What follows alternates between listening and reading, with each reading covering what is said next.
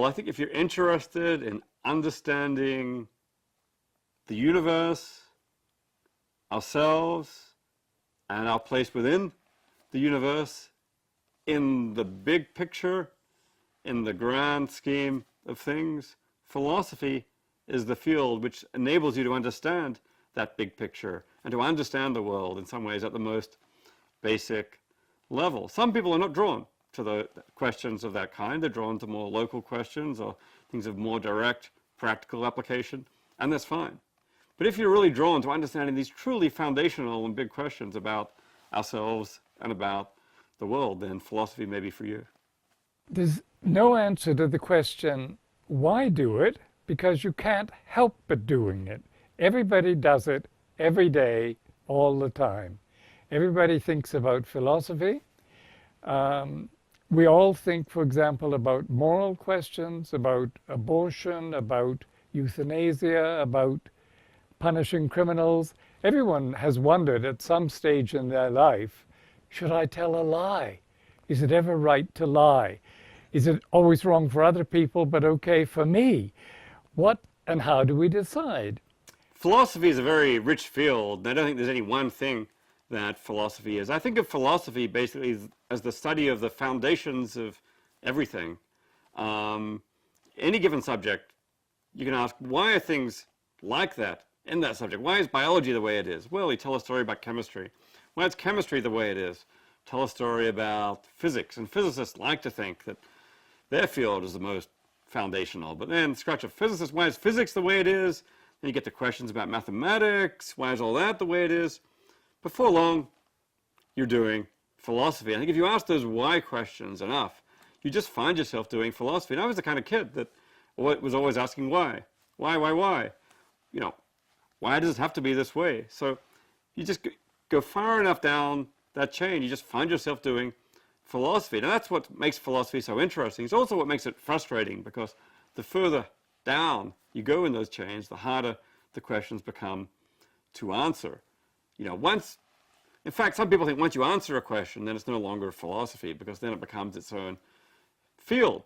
And originally philosophy subsumed most of what we now think of as mathematics and physics and biology and everything else. And then they made physics kind of rigorous, so it turned into its own science. And then later on they made biology rigorous, and later on they made psychology rigorous. At this point, they split off into their own fields, and philosophy is left with all the really hard questions which are remaining. So that makes philosophy frustrating, because it's these questions which are hard to make progress on, but also makes it incredibly exciting and interesting, because these are about the hardest and most important questions we can imagine trying to answer. One way I think of philosophy is that it's a way in which we intellectually continue to be like children. There's something childish, or at least childlike, about the sorts of questions that philosophers ask. They're always asking why. They're asking, what does it mean? They're asking, why should I be good? They're asking, what does it mean to say it means something? And these are sort of characteristically babyish questions on which philosophers take put a lot of effort and take a lot of time. So another way of thinking about philosophy is as the sort of questions for which there is no generally agreed method for their resolution.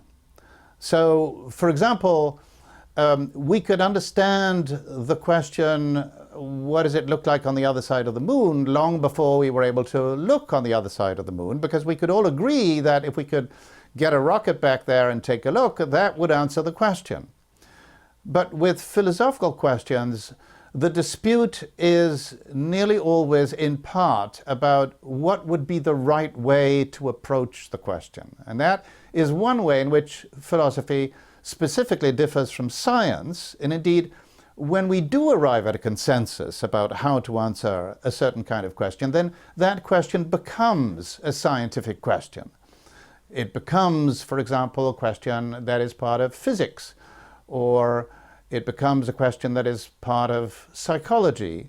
And in this way, various sciences have, as it were, just branched off from the trunk of philosophy They used to be called philosophical questions, and they're now in the realm of scientific questions because there is a broad consensus among scientists about how we should approach the question of how to answer them. Philosophy asks the hard questions and looks for the deeper answers. Now, John Maynard Keynes, who was a philosopher, believe it or not, as well as a great economist, once said that a hard-headed businessman is just someone in the grip of a dead economist. And I think that an economist is just someone in the grip of a dead philosopher.